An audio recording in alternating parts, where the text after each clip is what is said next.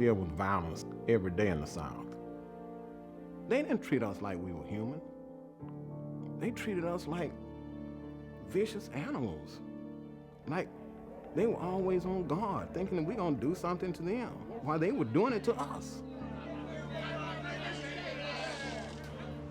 When I came to Nashville in 1960, I immediately sought out the people in the civil rights movement.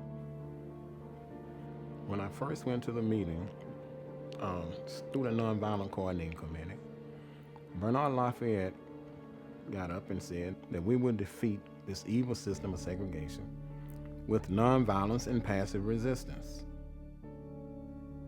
I had never heard of passive resistance. I knew violence because you're raised to be violent. You know, if your mom and your daddy tells you if somebody hit you, you hit them back. I did not grow up being nonviolent. I had a very short fuse.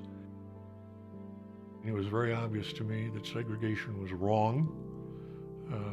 I had been raised in the church. My parents had taught me right from wrong, and I wanted to do something. I just wasn't sure whether I could be nonviolent. I believed in protecting myself.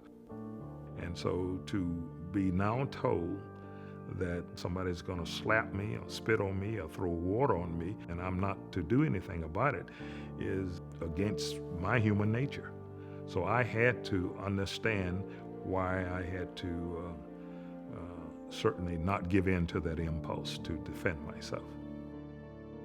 May I have a cup of coffee, please? Now look, I don't want any niggers in here. I don't Nigger, what are you doing here? Don't you know? The training that we did in Washington, D.C. prior to the time the writers got on the buses was largely devoted to trying to see how the person is going to react. Are you with this fella? Why, yes, we're both interstate bus passengers. Where are you from? I'm from the United States.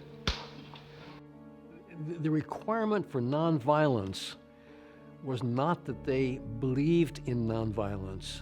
It was simply that they acted in a nonviolent way.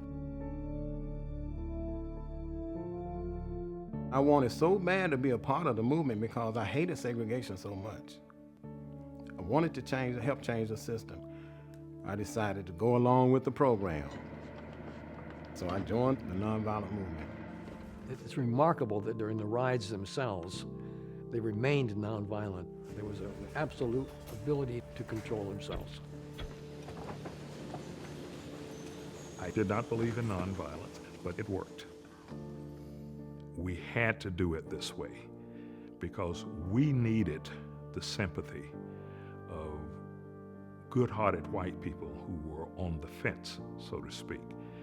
And we needed the participation of whites. And when you see a black person being set upon by 4 or 5 whites, and this person isn't fighting back, it is easier to sympathize with that black person. If we had fought back, many of us would have been killed. And the small reservoir of sympathy that we would have had for whites standing on the sideline would have vanished. This nonviolence thing fascinated people.